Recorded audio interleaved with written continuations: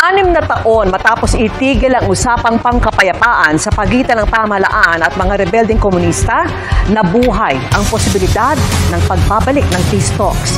Mismong gobyerno at ang legal front ng mga rebelde ang nag-anunsyo niyan. At nakatutok sina Rafi Tima. Sabi ng pulisya, una silang pinaputukan ng suspect kaya nagkabarilan, pero giit ng pamilya ng napatay at mga nakasaksi.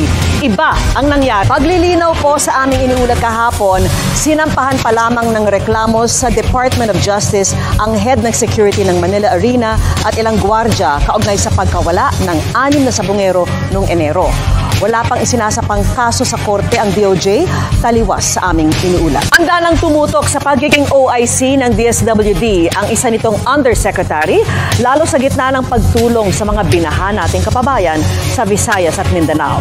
Yan po ay kahit umasa pa raw silang mga taga-DSWD na mariri-appoint si Erwin Tulfo na hindi pa rin makalusot-lusot sa Commission on Appointments. Dalawa naman ang patay sa magkahiwalay na disgrasyang kinasangkutan ng mga truck.